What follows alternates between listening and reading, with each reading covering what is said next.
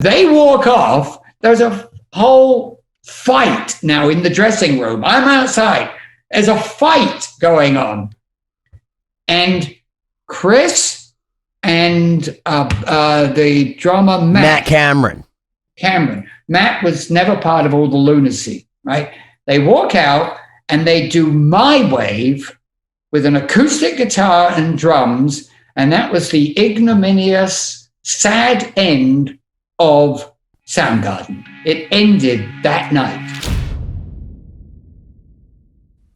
Ladies and gentlemen, welcome to another episode of 2020. I'm Siobhán Cronin here, as always, with my cohorts, compatriots, co-hosts, friends, fellow Lost Symphony bandmates, Benny Goodman and Cory Peza. How's it going? Cheers. It's going Cheers. Great.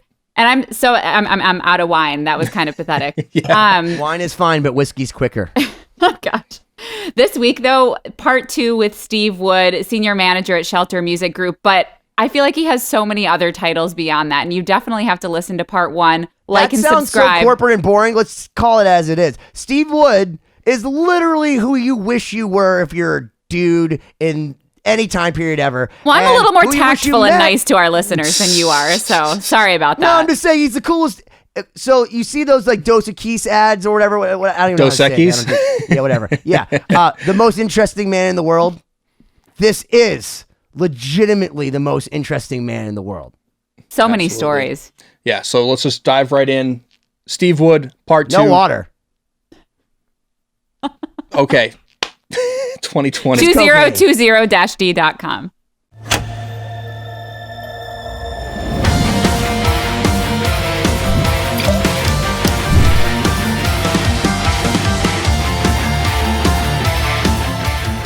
Hello and welcome to another episode of 2020. My name is Cory Peza. I'm here as always with my cohorts in crime, Siobhán Cronin. Hey everyone. And Benny Goodman.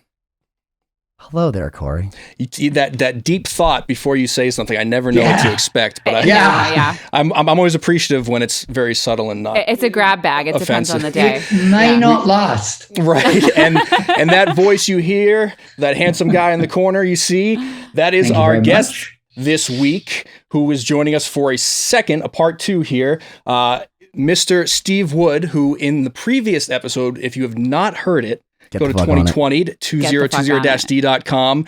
Check it out.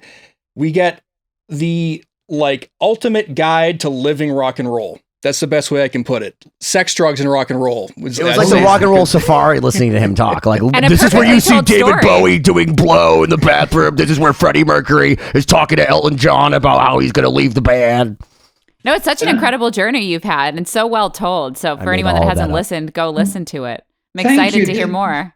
There's lots more, actually. And a lot of it is just, it's like the Energizer Bunny. It starts and I just go. I mean, so great. Ask away. I'm all ears. So it was great kind of hearing how you got into this world in the previous episode. Yeah. And I think we're all curious, just what exactly you do for these artists that you work with. Okay. Kind of give us an overall outlook of like your day to day and what you've done over the past couple decades with these people. Yeah, what does it look like now? So we know that the 80s and the 70s was a giant blur of cocaine and carrying people and making sure that Steven Tyler didn't fall over. Like, we get that. And is it still that? Is it still making sure Steven Tyler doesn't fall over, or is it Joey Kramer this time? No, it's macrobiotic food, Alcoholics Anonymous, nannies, early nights. It's really so changed. A lot of fun, in other words. Yeah, all that stuff's gone now. I mean, but to ask what I do, I'm a logistics guy, a tactician, if you will. And I don't know how any of the things that I do work, but I know people that do. And I'm a fixer. I make it happen, and I need other people. And so I make a point of surrounding myself to, at a moment's notice, if you need a helicopter to get you to a boat, to an apartment in the Mediterranean, for example, I can do it in quite a few minutes. kind of. This sounds like something that's happened before. No, hold on. Yeah. So, Steve, someone asked me one time. We have to hear that story. We were talking about what you're like because Siobhán and Cory had not met you like I've met you in person and had the lovely experiences that I have had with you. So when I went to a Megadeth concert. So when I explained to them what you're like, and I have to tell you, I think I'm right on the money. Have you seen the movie Wayne's World 2? Of course. Okay, so there is a roadie guy, and I don't mean now. I mean like where your stock came from. That if everyone watches that movie, he's basically out of his mind. He talks about how he had to club someone to death with their own shoe to get Ozzy to go on stage because he wouldn't eat the green M&Ms, and then throws things at Chris Farley, to make sure that if they're ever on stage, that they can dodge things that could kill them. And I feel like that you are the guy that goes in front of everyone and goes, "Listen, I'm going to fucking shoot you if you don't make this goddamn show happen." And we did that with Ozzy in 78, and Sabbath, they ruled. So let's do this now. Like, that's you, man. Like, you hang up upside down. You got blood transfusions with your boy Keith. Like, I know it. Here we go. I mean, if I think of moments like that, with what you're talking about, Soundgarden comes to mind.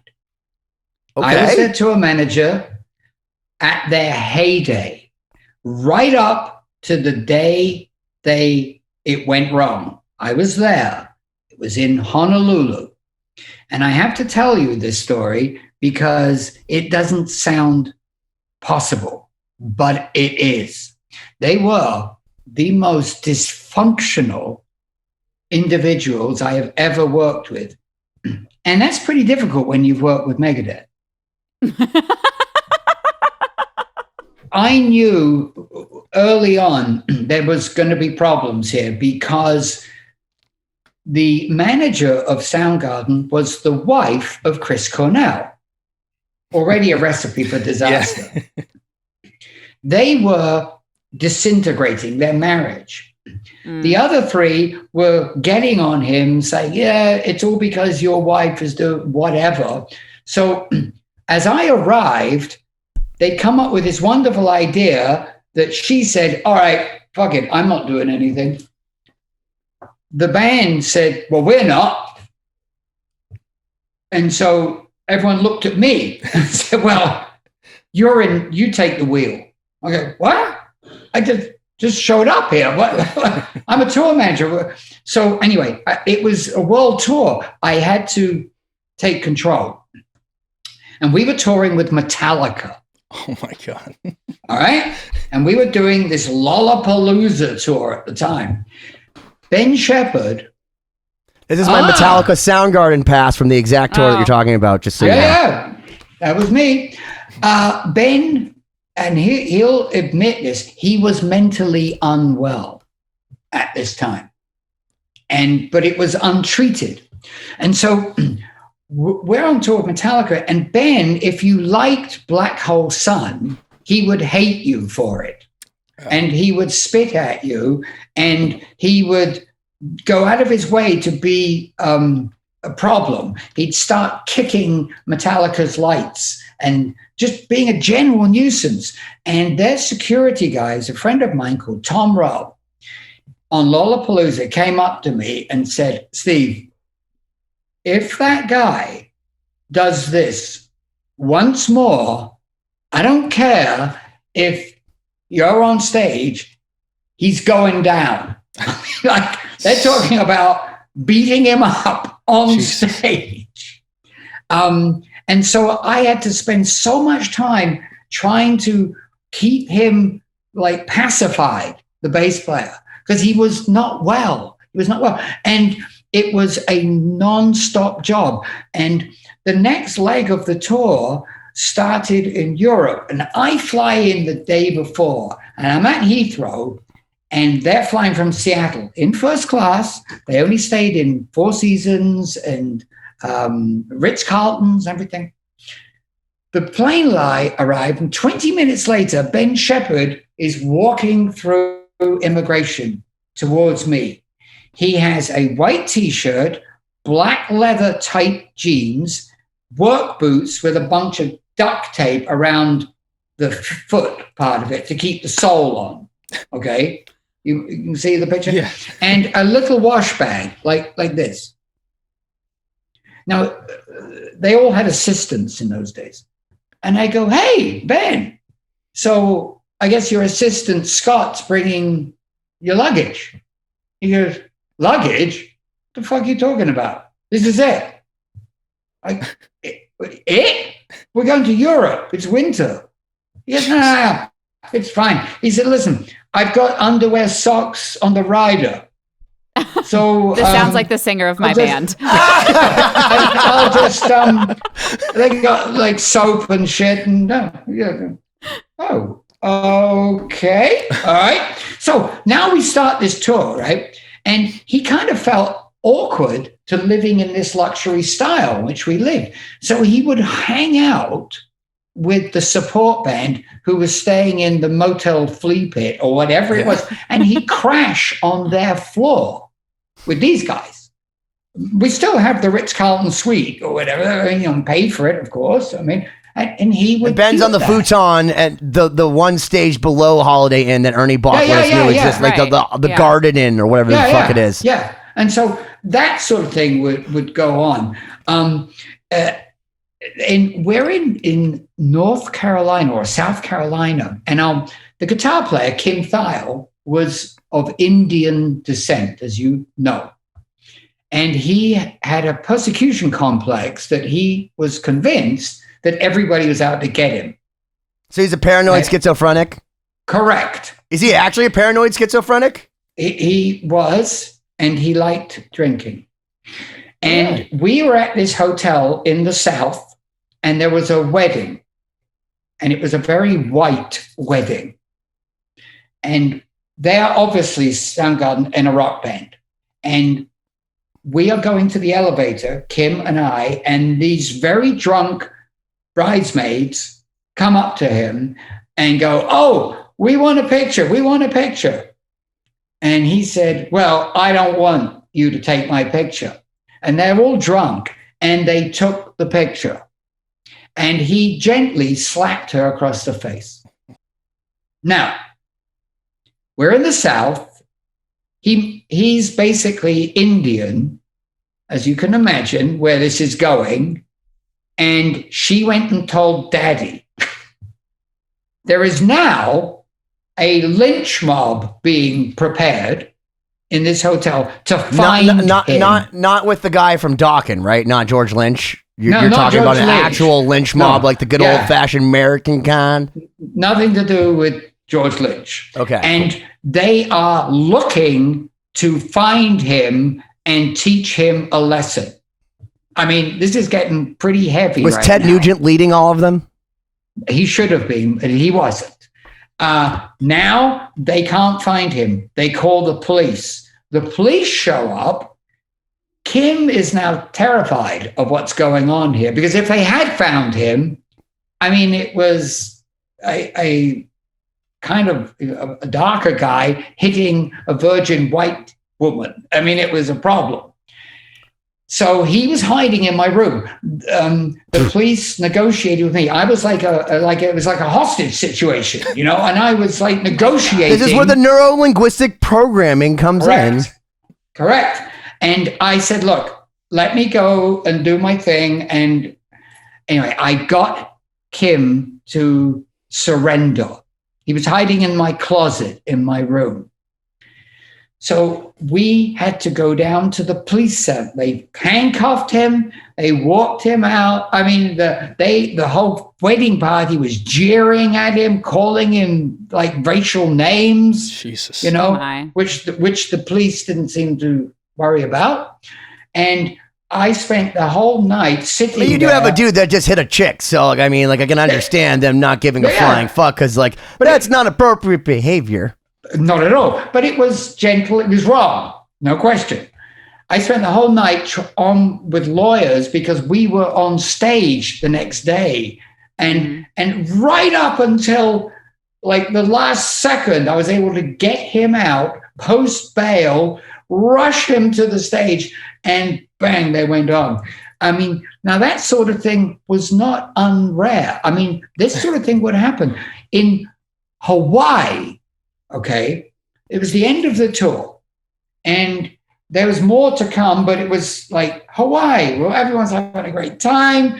We had dolphins in our hotel in the pool, and you could swim with them. I mean, it was luxury on a level like, you know. So during the last but one song, it was called Slaves and Bulldozers. They're playing the song, and Ben Shepherd's like, he's playing, and he goes, you know what? Fuck this. And he took his bass off and he went, whoa, he threw it up in the air and walked off, and he goes, boom, boom, boom, boom, boom. And Kim Thayil goes, well, if he's leaving, fuck it, I'm leaving.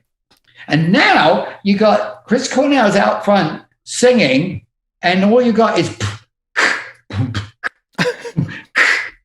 it's like, what the what? So they walk off. There's a whole fight now in the dressing room. I'm outside. There's a fight going on. And Chris and the drummer, Matt Cameron. Matt was never part of all the lunacy, right? They walk out and they do My Wave with an acoustic guitar and drums. And that was the ignominious, sad end of Soundgarden. It ended that night in Honolulu. Now, here's the kicker. The original thing was at the band hotel, band and crew, all going to get together. And so we get out of there because we did that Elvis has left the building thing when we leave. And Ben Shepherd goes to the bar to wait for the crew. Now, let me tell you, everyone knew what just happened. There was no wonderful, let's all get together, have a great time. Everyone realized they were out of a job. The band just broke up. There was no after-show party going down. Ben's sitting there by himself. He calls me. He goes, Steve, where the fuck is everybody? I go, well, Ben, listen, I mean, I don't think under the circumstances there's going to be much of a get-together tonight. He goes, really? Where are they? I said, well, they're in the Sheraton, Waikiki Beach. He said, I haven't got any money. Can you loan me some money? Loan? He's in the band. I'm going to go over. I need a taxi. So I give him the money. He goes to the hotel. All the crew are in the Sheraton bar. He walks in and says, hey, you guys are all a bunch of, and he used the C word.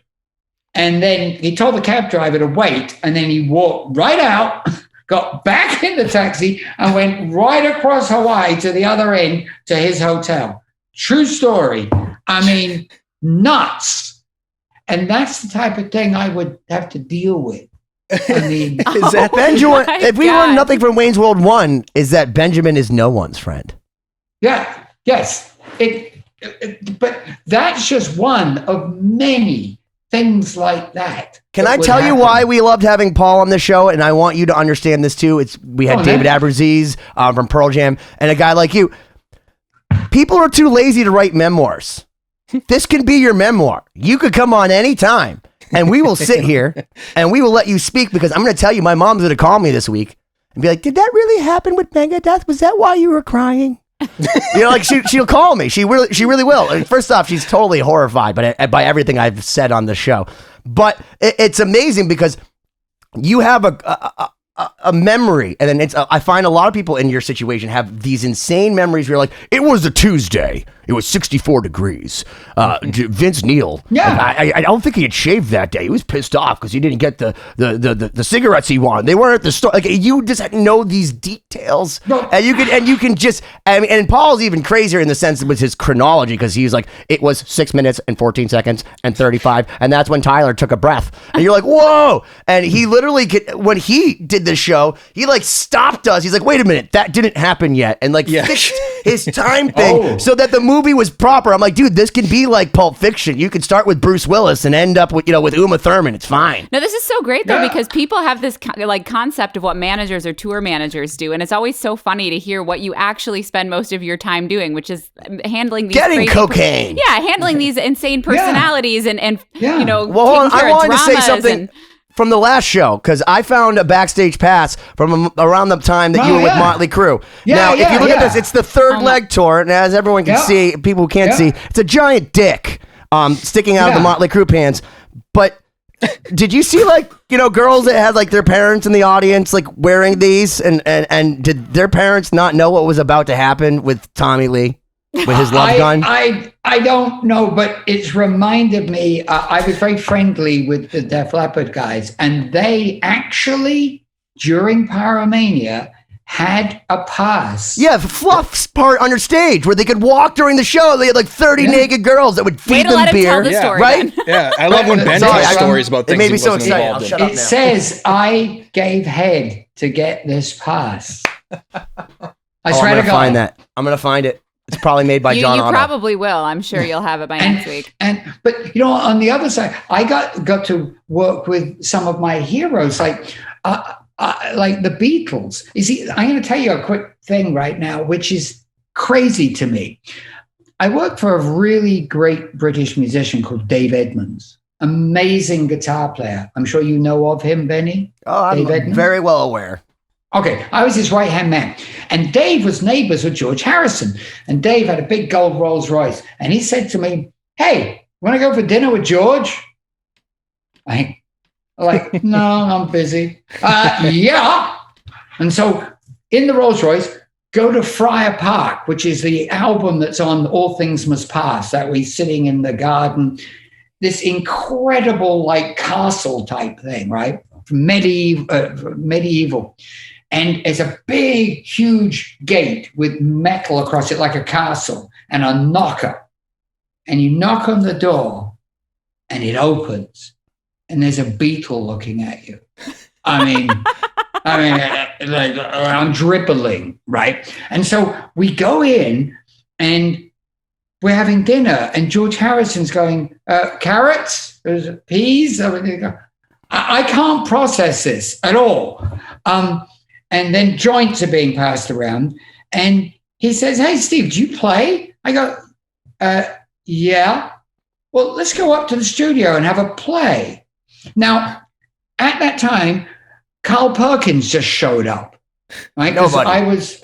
Absolutely nobody. The guy sucks. I was working on a Carl Perkins TV show, which had George Harrison, Eric Clapton, Ringo Starr, and I was running the whole thing. Right? So anyway, he showed... Right. Yeah. So I met Roger Daltrey. Why wasn't he there? Why wasn't the Who there? Listen, let me finish before I forget it. We go into the studio, full recording studio. On the wall, every one of his Beatle guitars hanging right there. You've seen them. You've known them in all the years. There they are.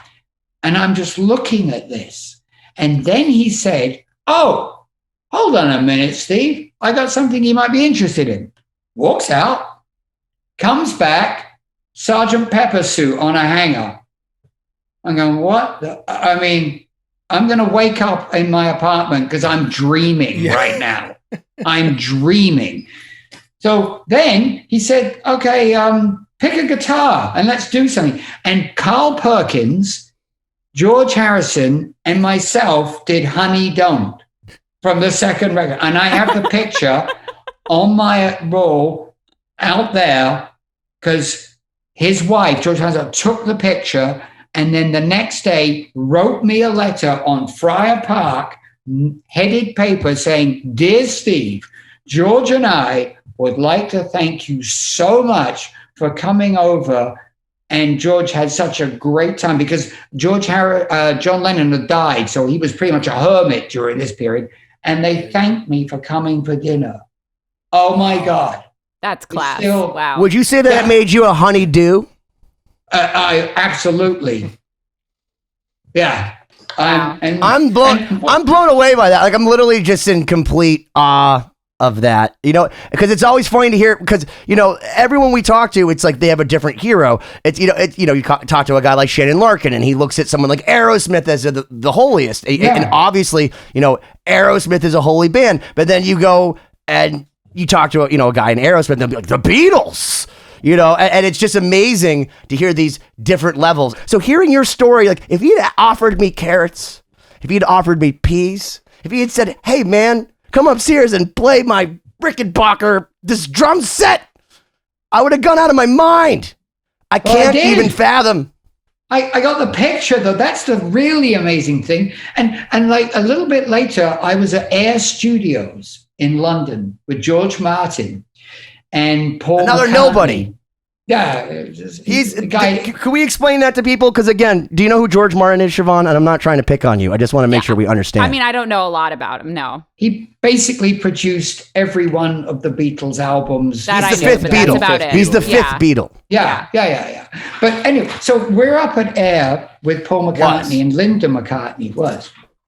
And this joke happened, and I swear to God, this is the truth. It was told to me by Linda McCartney. So she's saying to everybody, oh, tea and biscuits for everybody. She's playing like housewife. And I'm sitting there and said, yes, please, that'll be great. She goes, hey, guys, this is the truth. She says, what do you call a dog with wings? And I go, I don't know, Linda McCartney.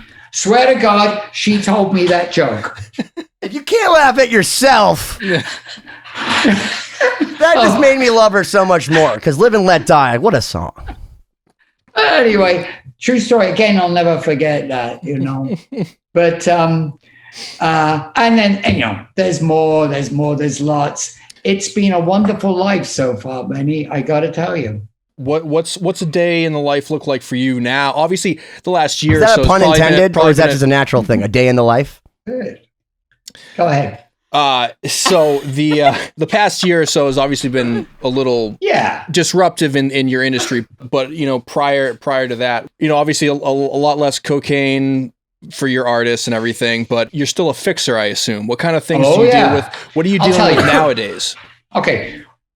When for Godsmack, for example, Godsmack is lots of trucks, lots of buses, but it's primarily meat and potatoes stuff, and it's like most things. There's a pyramid from the touring end. I'm at the top, if you like, and then there's levels all the way down. Now, I don't know how these guys do what they do, but I know guys that do that, and I coordinate the whole thing so it runs. And so but that's Godsmack. It's very straightforward, meat and potatoes.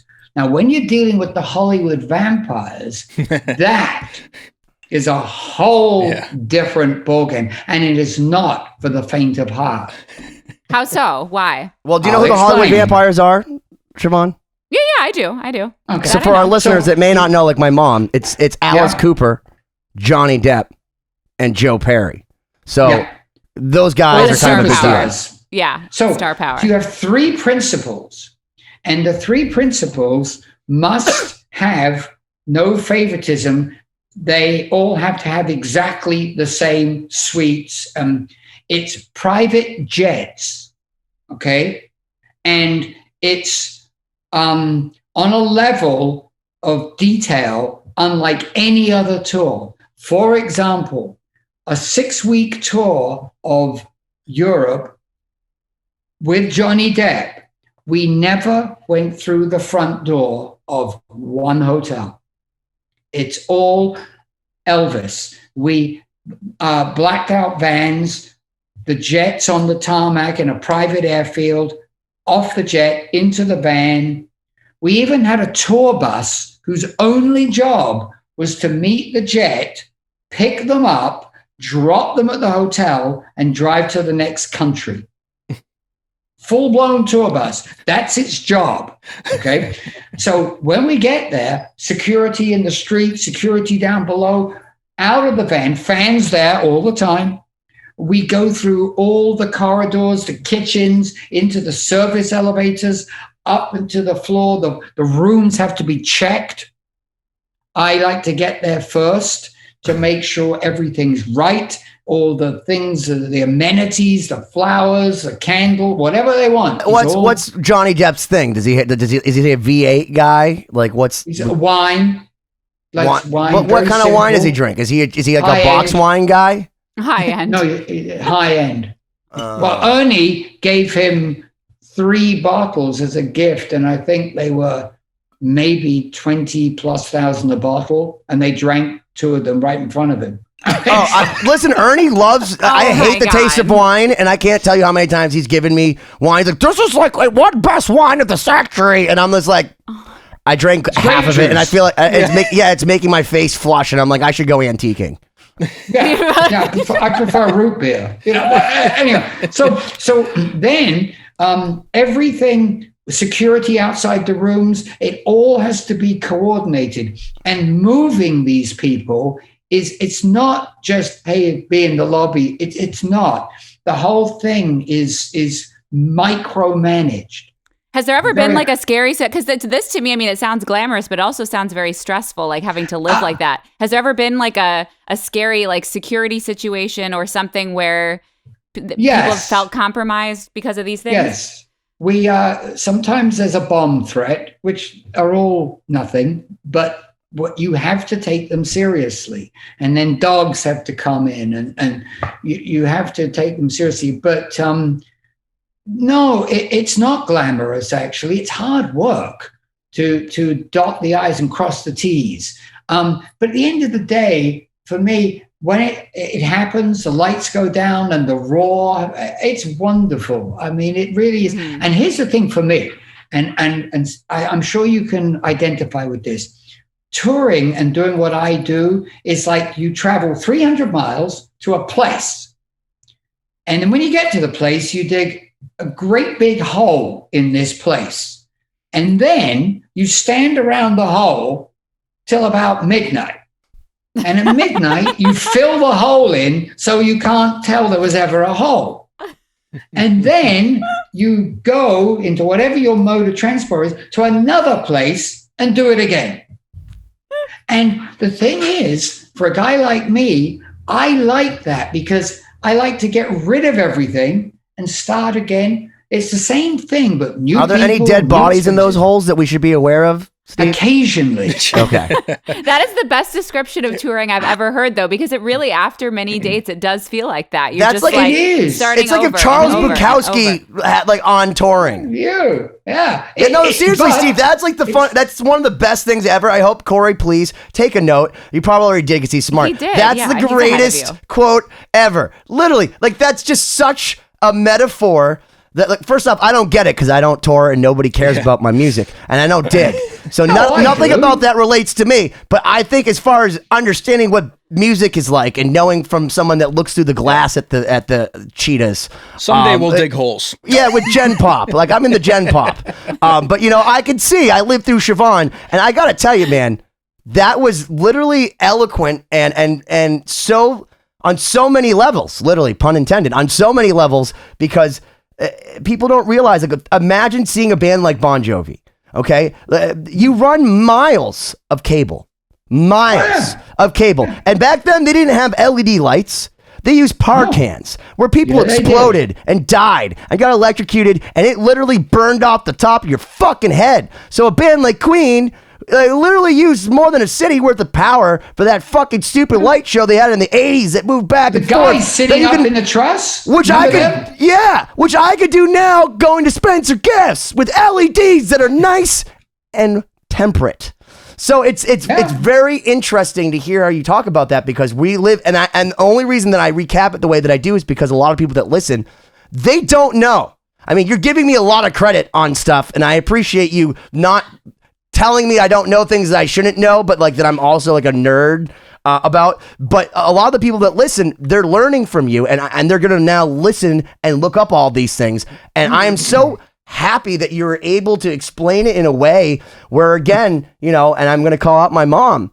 She's gonna be like, that was such a tangible and understandable metaphor.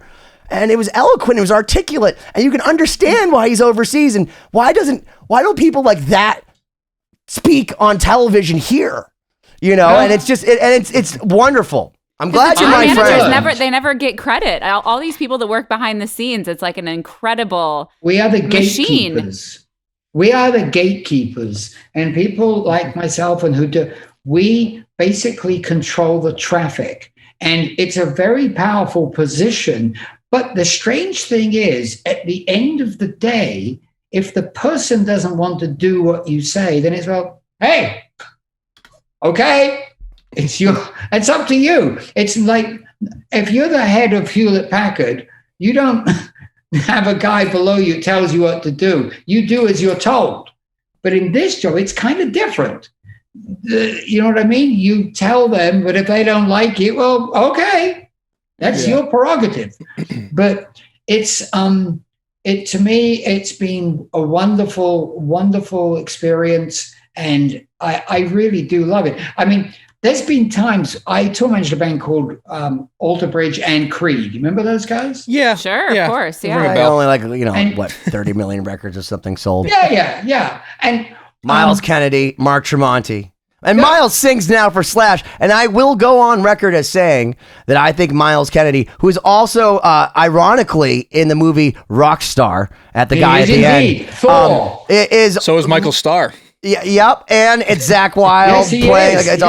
But the point is, it's just amazing his voice. Like, you worked with Chris Cornell, so I got to ask you this, and it's not even like I'm saying one's better than the other. But what's it like to work with guys? There was a story already happening before you interrupted it, Ben. He was about to talk about Alter Bridge and Creed, Ben. Yeah. Oh, okay, sorry. I was just saying, we were doing a tour of Europe, and in the summer, you know, there's all these festivals, and the hardest thing is for agents is to connect the dots in between the money-making festivals. It's really difficult because every other band is doing the same thing.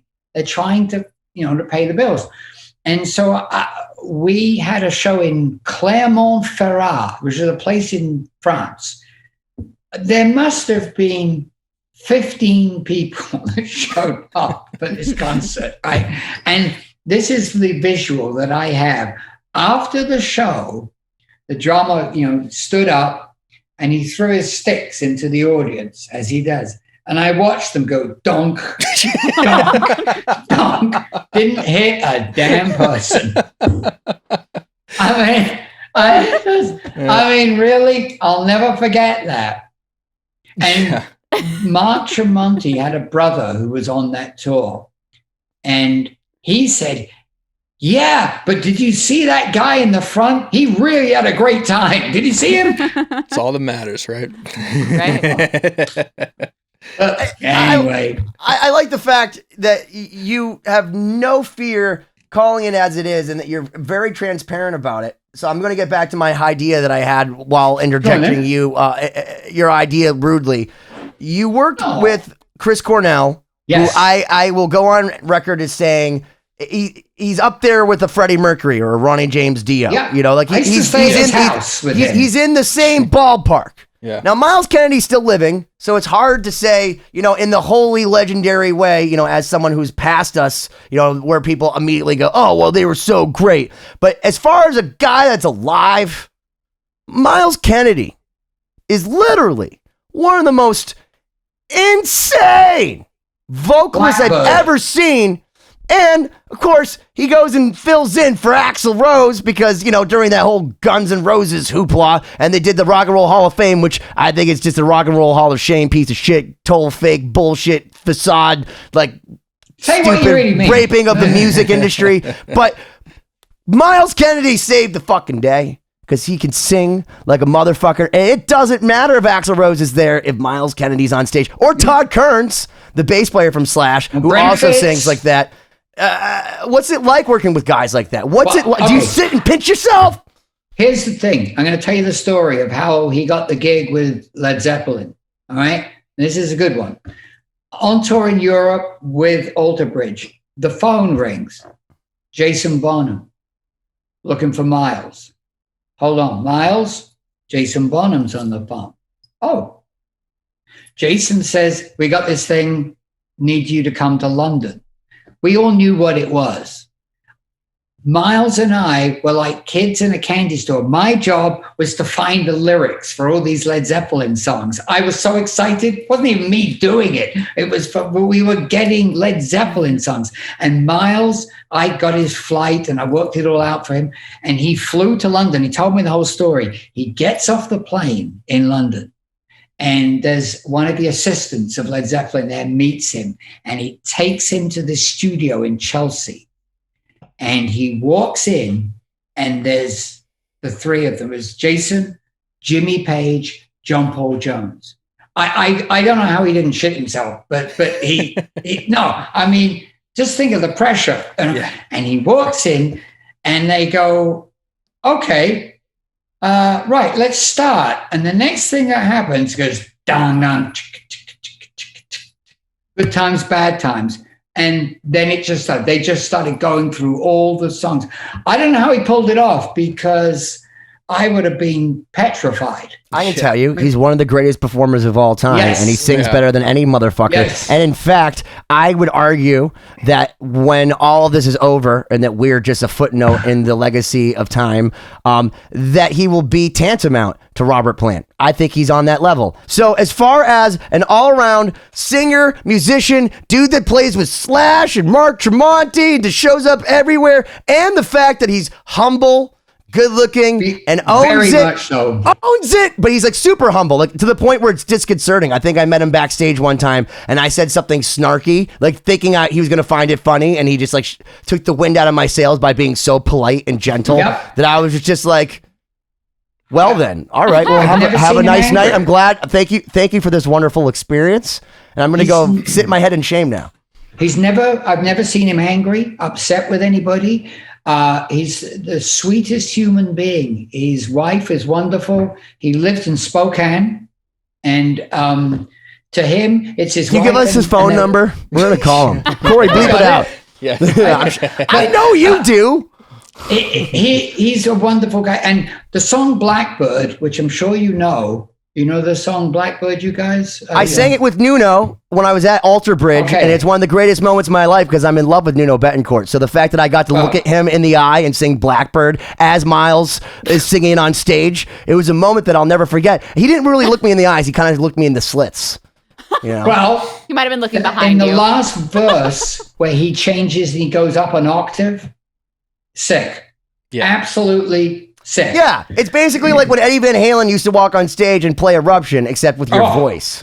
Yeah, it's exactly what it is.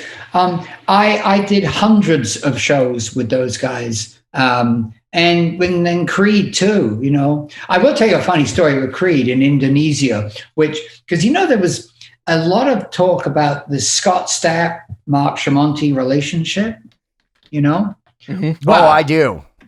So everywhere Scott Stapp goes, his wife and his whole family would come with him. And we're in Jakarta now in Indonesia. And we're waiting to do a live press conference. And there must have been 100 press people there with TV cameras and a long table. And we're sitting in the green room waiting. And a little argument starts between Mark and Scott. And it escalates. It started about publishing, I believe. And they're both now chest out. They're both right next to each other. Their wives going, come on. Please, come on. And then you hear over the PA, would you please welcome Creed? Oh, my. And it gets better. So, this thing's about to get physical, right? And then, so they have to walk out, and there's this long table with their names, and they sit down, and somebody in the Indonesian asked them to answer, their question, and they had a translator. Guy puts his hand up. First question, Mark Tremonti. Okay, this question's about Alter Bridge. It was a Creed tour. Oh my God. I mean, it was right up. It couldn't have been worse. It was a great moment, though. Yeah. I'm going to guess this is when Creed got back together after the height of their stadium-like existence. Okay, so people can get some background, because I remember this. Creed, as everyone knows, with arms wide open, was literally the biggest. I mean, that's they're more than words. And in fact, I actually cringed a little bit when a friend of a friend of a friend was backstage and asked Mark Tremonti why he didn't play that on stage anymore, and would he play it now? And I saw like a little bit of like his life get sucked out of his eyes because it was one of those intermediary points where it wasn't a good time to talk about it. But Creed was the biggest band in the world, like a Bon Jovi. Like they had their moment where like there was nothing. They were Michael Jackson. They were fucking huge. But when they got back, it was like kind of like, when Rome started burning for the music industry, like really started burning, and all these legacy acts that were able to come back with, and everyone knew it would work. I think this was the first time I ever saw, like you said, the drummer threw out his drumsticks to nobody. Well, you got to think about it. You're going from playing Bon Jovi size shows to literally throwing your drumsticks to nobody, to going to a press conference to hear about your guitar player's side band. Yeah. It couldn't have been worse. I mean, but that tour was ill-conceived. It was done purely for money, and the money wasn't there because all of the deals, and Irving Azoff was involved, automatically reduced before it began once the ticket sales came in. And so it was an uphill slog for Paul and I. I mean, Paul and I put it all together. What's it feel like when you're in that side, when you're on the side, because you're part of so many successes where it's like, you're telling us about the Hollywood vampires. I mean, and I just saw Paul. I love that guy. It was his son's birthday. So happy birthday, Jack. And for everyone listening too, we should mention that we interviewed Paul. So you should go. I watched it. You got to go watch. You got to go watch Paul. But he was telling me that it takes a solid year just to get like a few months, if that, or a few even weeks of Alice Cooper, Johnny Depp, and Joe Perry. Because, everyone wants Johnny Depp first off to do a movie because, I mean, literally, as far as they're concerned, he's just throwing away money by playing music. Yeah. You know what I mean? Because even when you're making crazy money doing music, when you're someone as big as that, they're like, but you could make Pirates of the Caribbean 17. No, you can't. Disney hates you, but that's fine because he's Johnny Depp and he can do whatever he wants. He's a sweetheart man. He really is. I've never seen him angry, and that's the truth. Last time we saw each other, he gives you a hug and a kiss on the cheek. He is a sweet man, no question. Mm-hmm. And whatever they say, he told me, I will not have my life defined by the outcome of that court case, and good for him, and nor should he. Well, that's fantastic. I go to bat for him 24/7. Great guy. That's great. Yeah. I want to pivot a little bit on this, just because I feel like we have this unique opportunity to dive into your mind and your experience. Sure. I'm wondering if you have any advice or experience because of your area of expertise. I caught this when you mentioned, you probably have to book a lot of flights.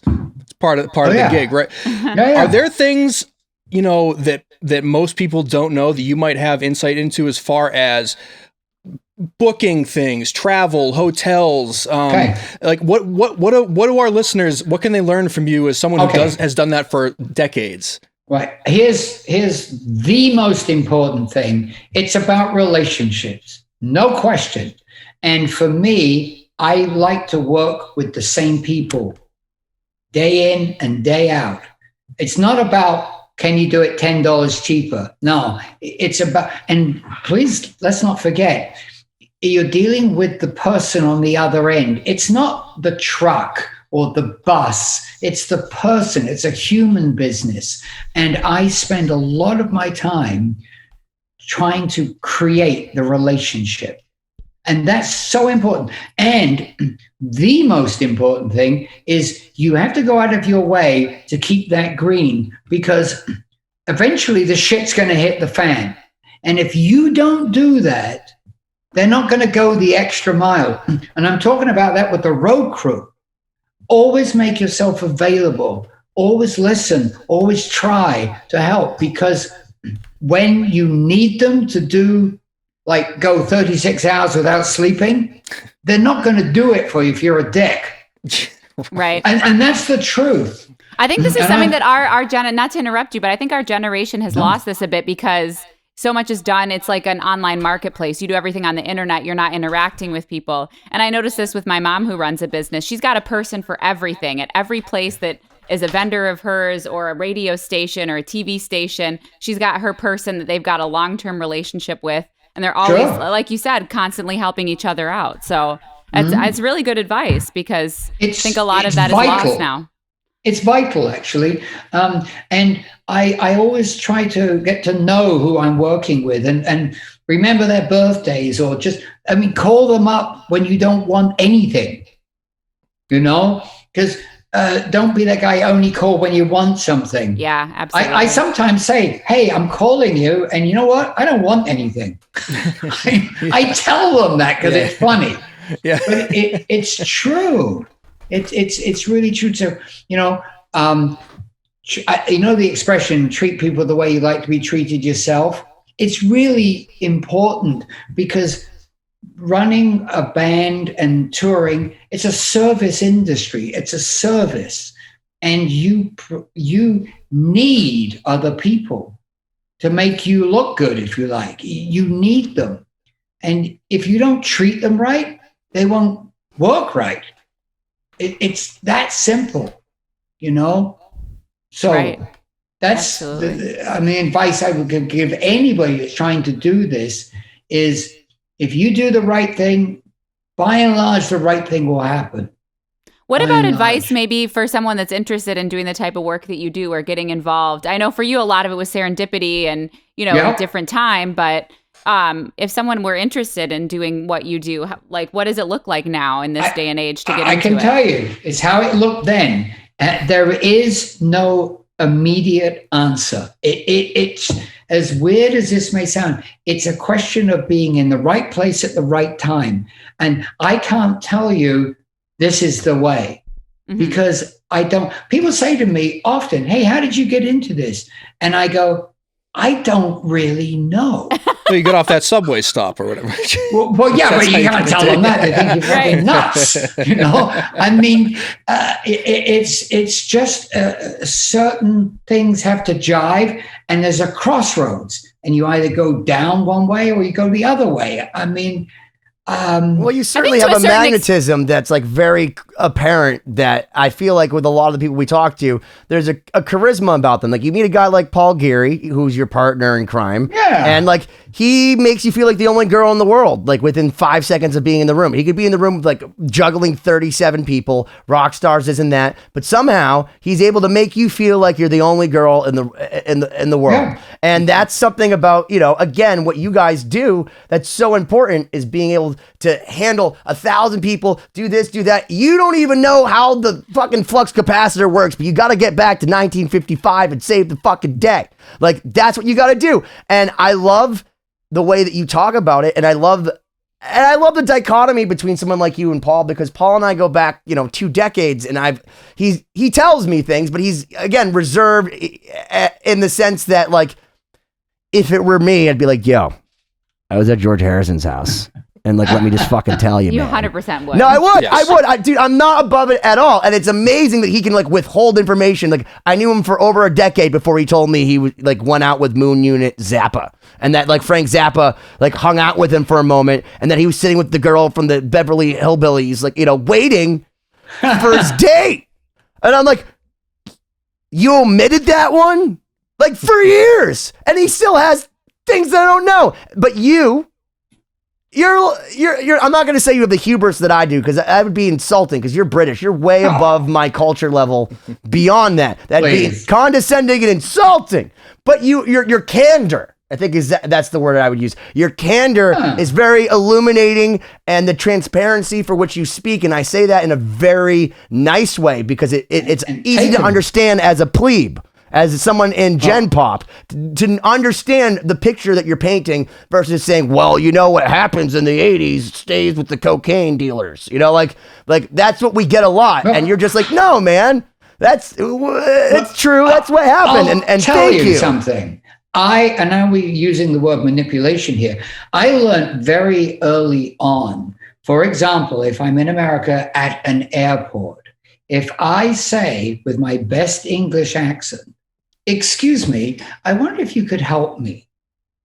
It's like, oh, yes, what can I do? Or, hey, lady, you want to go? You know, that doesn't work so well. And I've used that. I'm honest in telling you that I do use that because, like I said earlier, I need you to do something for me so I can get what I need done.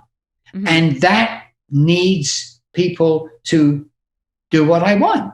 But not put so bluntly, you know. You reiterated a very important point we learned with Richard Shaw of Cradle of Filth. And if you have not seen the episodes with Richard Shaw, is that he's first off such a lovely human being, but that everything that he says sounds even lovelier in an English accent. And we said that he's our British ambassador.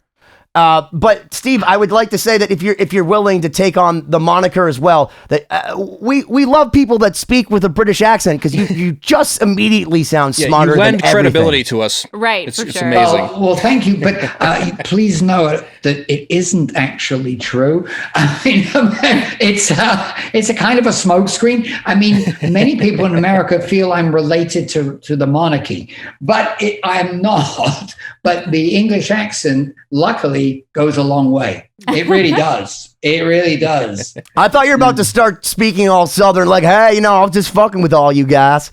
Just kidding. No. And by the way, put your tray tables in the upright and locked position. This is also a voice that sounds pleasant. It's just a different one. Well, or even on British Airways, when you hear the staff, the way they speak to you is different. It's just so polite. And the news, watching the news on TV, there's not two guys having a conversation about the news. The guy says, "Good evening. This is the BBC," and you go, "Whatever he says, I'm going to believe it because that sounds right." That's how I feel about Bruce Dickinson, because I know he jousts and he flies his own plane. So when he comes on stage and he says, "Scream for me, Boston," I always scream. But there is a certain level of etiquette the way that British people talk. I know because my mom's British. Yeah, and it's just something about like maybe the way everyone is raised or the education system, but it definitely a different level of treating people for 100%, 100%. I can't tell you how much fun this has been. I'm so glad you asked me. It's been our treat. And so before we wrap up, we actually, I don't think we've mentioned it yet, but you do work with Paul Geary, who has been a previous guest, a friend of the show, and you guys have recently merged with Shelter Music. I can send you the press release that was printed in Variety magazine. Benny, I'll send it to all of you. Or you could just tell us about it right now, because I'm a guitar player. I can't read. Do you think I actually read? Literally, I told Alex Skolnick to send me his book to sign it to me. Made fun of Siobhán for reading it, and she's like, "You're not going to read it." I'm like, "I will."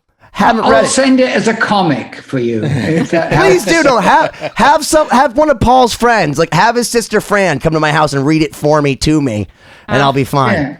With pictures. All right? Yeah, with pictures. Yeah, and have her like lick her finger. She like turns the page, please.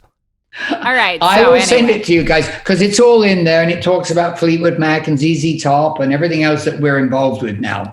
But yeah, I'll do that right after this. But it's been a real pleasure. It really has. Fleetwood Mac and ZZ Top. You're working with Fleetwood Mac and ZZ Top right now? Yeah, and Crowded House.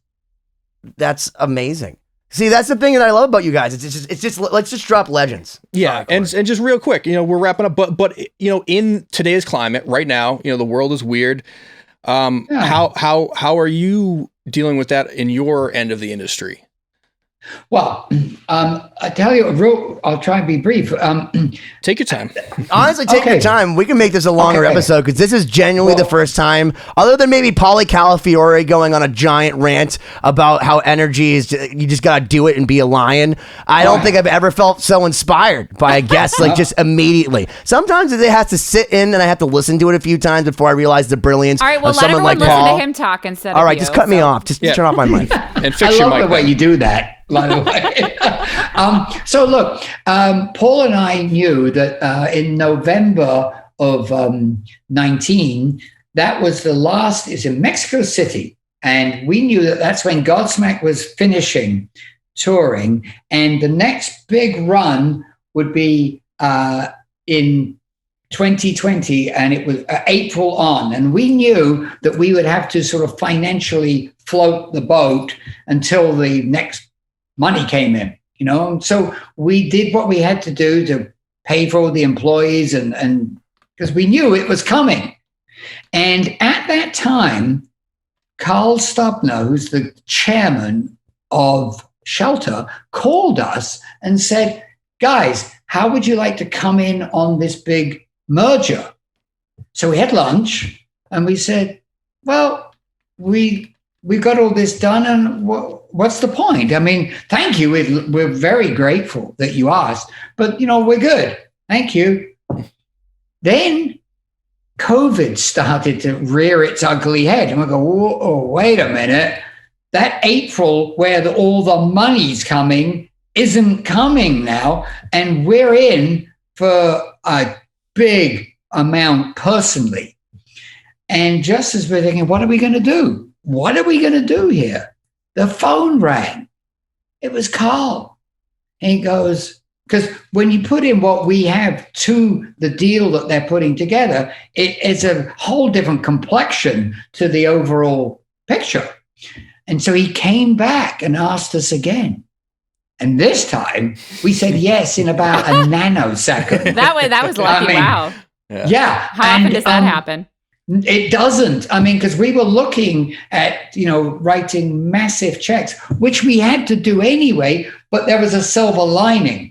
And so, we were lucky. I mean, we were basically insulated against the hellishness that just happened. So it was just pure luck. So it's like the Rolling Stones song, Give Me Shelter? Exactly like that. Yeah. And what's on the horizon? What are you working on right now? Okay, I can tell you. We had to move the Vampires from 20 to 21. We were successful in doing that, except COVID had other ideas. We lost that. Godsmack has started. Everything starts next year in April for us. Godsmack's making a new record. We've already started booking the whole tour. I have a new track in January of 22. Album, don't forget they came off 4 number ones of that last album. Oh, no, they did forget. Shannon Larkin forgot every single one of them in a row. He's like, oh, we had a number one. Wait a minute, then we had another number one. It's an idea. Yeah. See, and then hold on, then we got another. Wait, we had 4 number ones. Oh, wow, that's cool. I think that's the most we've ever had. Drama. Isn't that great to live in that world? It must be great. And so that whole tour, we're booking everything with them. It's already started. The Vampires will start in January of next year. Australia, New Zealand, Japan, Dubai, South Africa, and South America.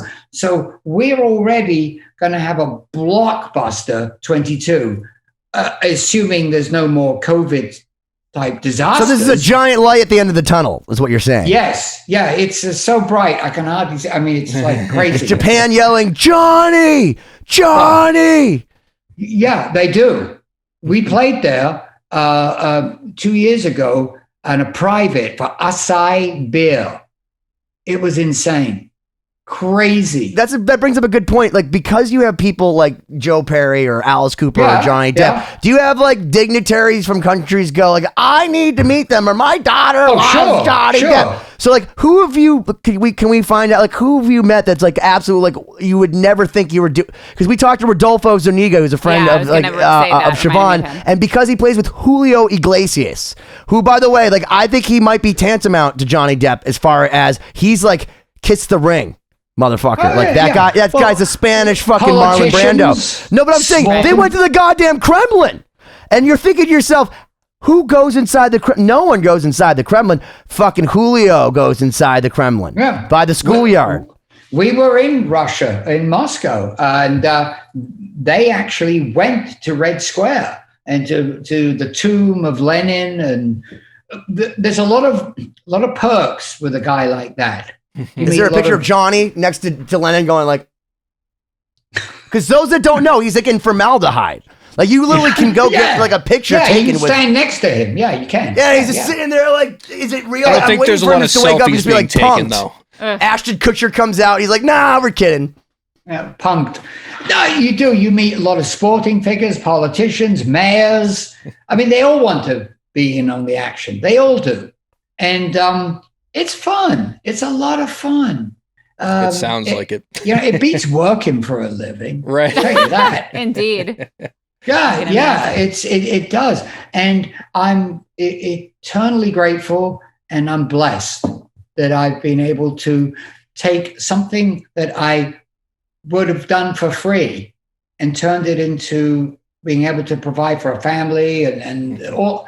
Yeah, I remember being in the jacuzzi in 1980 at the Sunset Marquee with some girl I can't remember, and I won't tell you what was happening, but it was, and I was looking up, and I thought, all this and salary?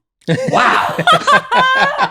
And that, my Wow, friends, that's the best is of rock and roll. And that is Steve Wood. And Steve, thank you so much for joining us on 2020. When the world does open back up and the tours come around, I hope we can see you. Yeah, I hope we can meet you in person. Steve, can we come? Will you come back and like enlighten us? Because I feel like on behalf of Shelter, you and Paul need to be like their spokespeople and come back, and we'd love to be your medium for which you can get these stories out, because whatever fun you think you're having, literally only one other time in hundreds of hours has Siobhán ever texted me during a show going, this is a riot, I'm having so much fun.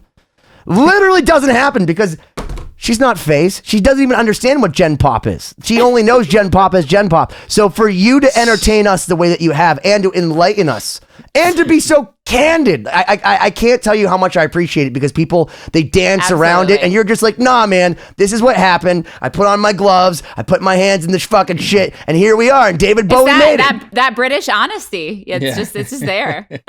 The other thing, in closing, one thing I have learned by being British is the art of actually insulting somebody and they think they are being complimented until about 10 seconds later when you've left the room, they go, wait a minute, the guy just called me a dick. And with that, you've been 2020. Thank you. 2020-d.com. Thank you so much. And I, from the beginning with Steel Panther, I always said, like, the most important thing that we can do is stay together no matter what. That's what, that's the only thing that matters. We keep on playing together and we stay together and we don't break up, because what we have is special and we have a chemistry. And think about all the bands that had something special and then they just fucking said, fuck you. And they all broke up. Van Halen was together for 6 or 7 years.